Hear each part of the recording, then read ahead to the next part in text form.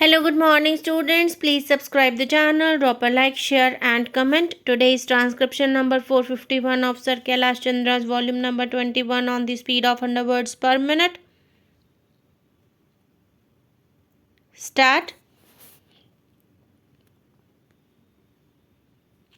Madam Deputy Chairman, I would like to confine my remarks to some of the issues that have come before us for some time past.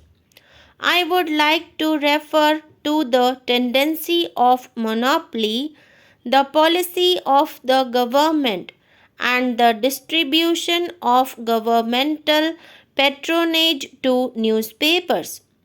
Before I do that, I would like to make one general observation. The Press Commission was constituted some time ago by the government and it had made various recommendations which were partly accepted and partly not, but today the situation has changed considerably. In their report every year, you find new trends developing in the Indian press and new forces coming into play. I feel the situation has changed considerably now since the first press commission was constituted, and I would suggest that there should be a second press commission to make a thorough inquiry about the various problems confronting the Indian press.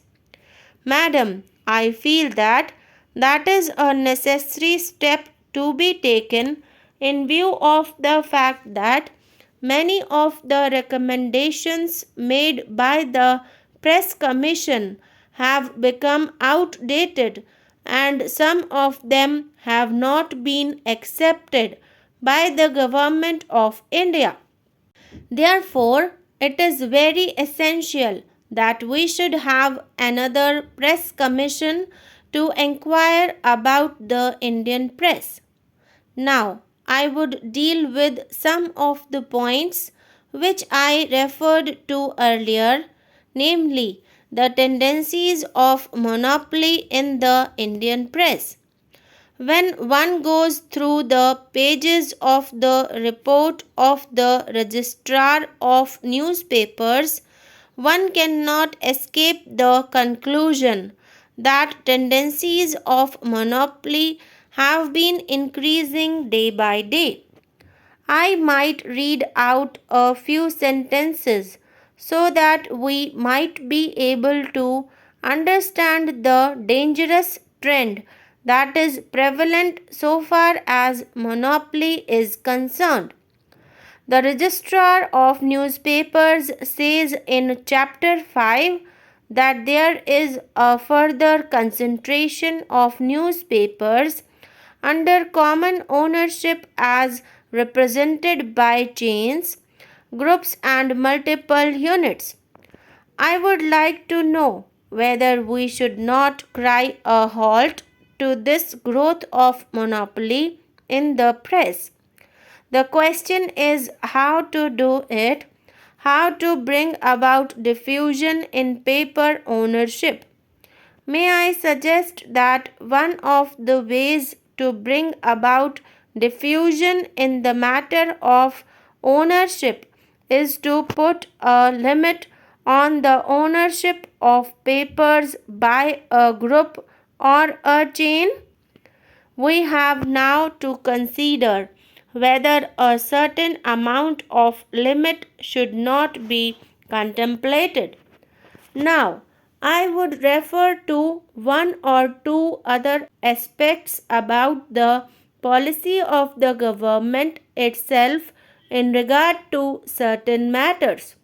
Madam, after the emergency was declared, I thought that the patriotic press of India would react to the needs of emergency, and I must say, whatever may be the position or the capital structure of the press, Whatever may be the monopolistic trends in the Indian press, in the beginning, though the press was comparatively free to publish anything it liked, it exercised restraint and showed a sense of responsibility.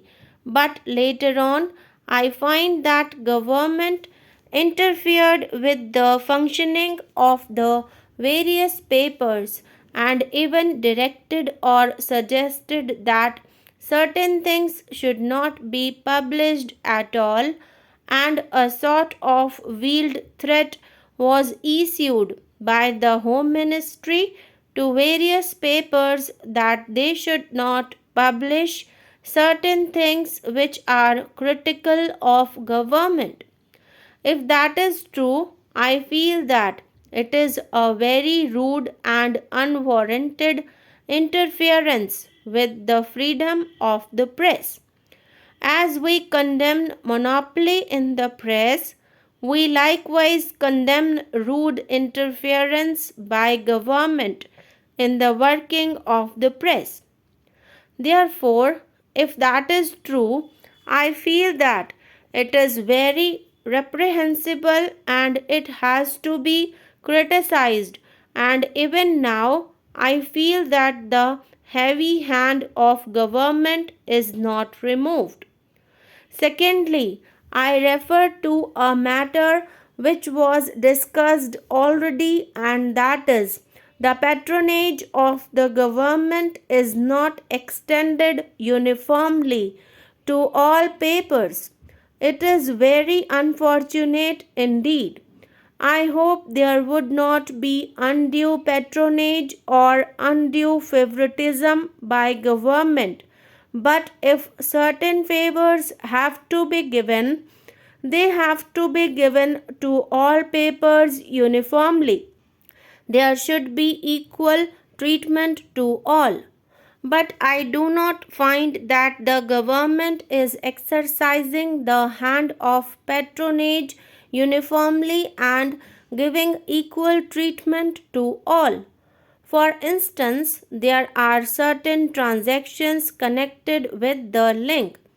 As you are aware, one ministry took some space on a rental basis in the link building and paid nearly rupees 3.5 to 4 lakhs as advance rent, and it was justified on the ground that this space was necessary because there was no other space available. It was also said that the advance would be adjusted towards loans and even a rebate would be allowed in course of time, which will cover up the interest on this huge amount.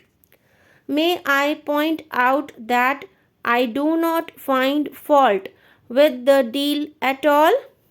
I take it that the agreement is honorable, is good and reasonable, but it is likely to create some heartburning among the general public.